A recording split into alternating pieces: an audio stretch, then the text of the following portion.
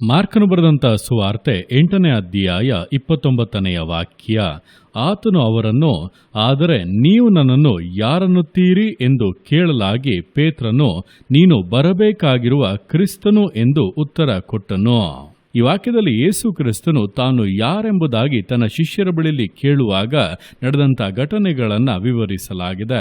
ನೋಡುವಂಥ ಸಮಯದಲ್ಲಿ ಆತನು ಮೊದಲನೆಯದಾಗಿ ಜನರು ನನ್ನನ್ನು ಯಾರನ್ನುತ್ತಾರೆಂಬುದಾಗಿ ಕೇಳಿದಾಗ ಆತನ ಶಿಷ್ಯರು, ಕೆಲವರು ನಿನ್ನನ್ನು ಸ್ನಾನಿಕನಾದ ಯೋಹಾನನು ಅನ್ನುತ್ತಾರೆ, ಕೆಲವರು ಎಲಿಯನು ಅನ್ನುತ್ತಾರೆ, ಇನ್ನು ಕೆಲವರು ಪ್ರವಾದಿ ಎಂಬುದಾಗಿ ಹೇಳುತ್ತಾರೆ ಅನ್ನುವಾಗ ಯೇಸು ಕ್ರಿಸ್ತನು ಅವರಿಗೆ, ಆದರೆ ನೀವು ನನ್ನನ್ನು ಯಾರನ್ನುತ್ತೀರಿ ಎಂಬುದಾಗಿ ಕೇಳಿದನು.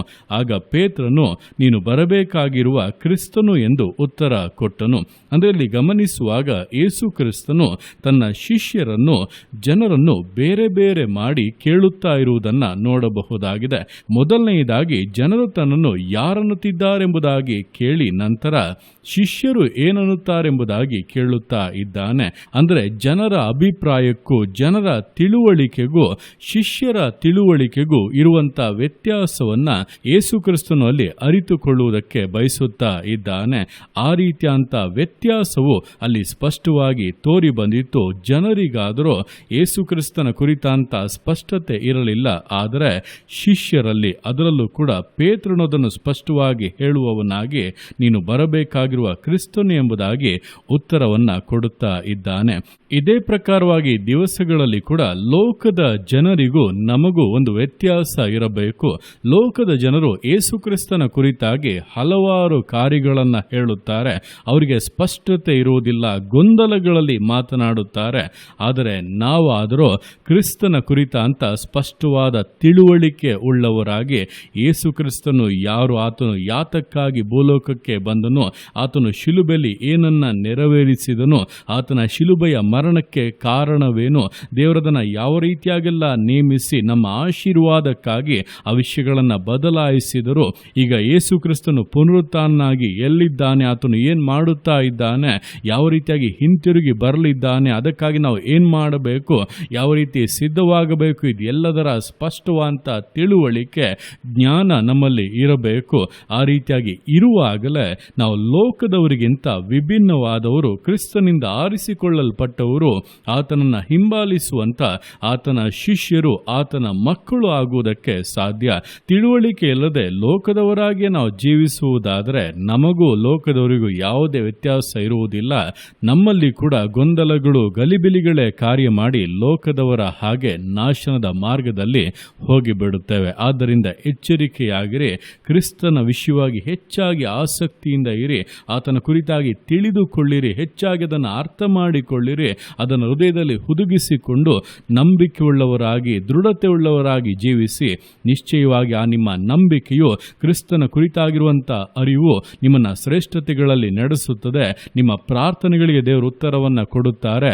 ನಿಮ್ಮ ಜೀವಿತ ಪರಿಶುದ್ಧತೆಯಲ್ಲಿಯೂ ನೀತಿವಂತಿಕೆಯಲ್ಲಿಯೂ ಮುಂದುವರೆದು ದೇವರು ನಿಮಗೋಸ್ಕರ ಇಟ್ಟಿರುವಂಥ ಉದ್ದೇಶಗಳನ್ನು ನೆರವೇರಿಸುತ್ತಾ ಕೊನೆಗೆ ಪರಲೋಕ ರಾಜ್ಯದಲ್ಲಿ ಯುಗ ಯುಗಾಂತರಗಳಲ್ಲಿಯೂ ಕ್ರಿಸ್ತನೊಂದಿಗೆ ಸಂತೋಷವಾಗಿ ಜೀವಿಸಬಹುದು. ಆದ್ದರಿಂದ ನಾವು ಲೋಕದವರಿಗಿಂತ ವಿಭಿನ್ನವಾದವರು, ಪ್ರತ್ಯೇಕಿಸಲ್ಪಟ್ಟವರು, ದೇವರ ವಿಷಯವಾಗಿ ಹೆಚ್ಚಾಗಿ ತಿಳಿದುಕೊಳ್ಳಬೇಕಾದವರು ಎಂಬುದನ್ನು ಅರಿತು ಕ್ರಿಸ್ತನ ಜ್ಞಾನದಲ್ಲಿ ಬೆಳೆಯುತ್ತಾ ಅನುದಿನವೂ ಕೂಡ ವೃದ್ಧಿಯಾಗುತ್ತಾ ಸಮರ್ಪಣೆಯಿಂದ, ದೃಢತೆಯಿಂದ, ವಿಧೇಯತೆಯಿಂದ ವಿಶ್ವಾಸ ಜೀವಿತಗಳನ್ನು ಮುನ್ನಡೆಸೋಣ. ದೇವರ ಕರಗಳಲ್ಲಿ ಸಮರ್ಪಿಸಿ ಪ್ರಾರ್ಥಿಸೋಣ. ಯೇಸುವೆ, ಸ್ತೋತ್ರ ರಾಜ, ಕೊಟ್ಟಂಥ ದಿವಸಕ್ಕೋಸ್ಕರ ಸ್ತೋತ್ರ ಕರ್ತನೆ. ಈ ದಿವಸವನ್ನು ನಿನ್ನ ಕರಗಳಲ್ಲಿ ಸಮರ್ಪಿಸ್ತೇನೆ. ಪ್ರತಿಯೊಂದು ಜೀವಿತಗಳನ್ನು ನೀನು ಆಳ್ವಿಕೆ ಮಾಡು, ಬಲಪಡಿಸು ಕರ್ತನೆ. ಹೌದಪ್ಪ, ನಿನ್ನ ವಾಕ್ಯದ ಮೂಲಕ ನಿನ್ನ ಮಟ್ಟಿಗೆ ಸ್ಪಷ್ಟವಾಗಿ ಮಾತನಾಡಿದೀಯ. ಲೋಕದ ಜನರಿಗೂ ನಮಗೂ ಅಪ್ಪ ಒಂದು ವ್ಯತ್ಯಾಸ ಇರಬೇಕು. ನಿಮ್ಮನ್ನು ಅರಿತುಕೊಂಡಿರುವಂಥ ಬಗೆಯಲ್ಲಿ ನಾವು ಇನ್ನೂ ಕೂಡ ಆಳವಾಗಿ ಸ್ಪಷ್ಟವಾಗಿ ಅರಿತುಕೊಂಡವರಾಗಿ ಅದರಲ್ಲಿ ದೃಢತೆಯಿಂದ ಅಪ್ಪ ಜೀವಿತವನ್ನು ನಡೆಸುವುದಕ್ಕೆ ಪ್ರತಿಯೊಬ್ಬರಿಗೂ ಸಹಾಯ ಮಾಡು. ನಾವು ಎಲ್ಲೇ ಇದ್ದರೂ, ಯಾವ ಸ್ಥಳದಲ್ಲೇ ಇದ್ದರೂ, ಯಾವ ರೀತಿ ಅಂತ ಪರಿಸ್ಥಿತಿಗಳಲ್ಲೇ ಇದ್ದರೂ ಕೂಡ ನಿನ್ನನ್ನು ಅರಿತದ್ದರಿಂದ ನಿನ್ನ ವಾಕ್ಯಗಳನ್ನು ಅನುಸರಿಸಿ ಅಪ್ಪ ಸಂತೋಷದಿಂದ, ವಿಧೇಯತೆಯಿಂದ ಜೀವಿತವನ್ನು ನಡೆಸುವುದಕ್ಕೆ ಪ್ರತಿಯೊಬ್ಬರಿಗೂ ಸಹಾಯ ಮಾಡು. ಲೋಕದ ಯಾವುದೇ ಕ್ರಿಯೆಗಳು ಅಪ್ಪ ನಮ್ಮನ್ನು ವಂಚಿಸಬಾರದು, ನಮ್ಮನ್ನು ಅಪ್ಪ ಸ್ತೋತ್ರರಾಜನಿಂದ ಅಗಲಿಸಬಾರದು.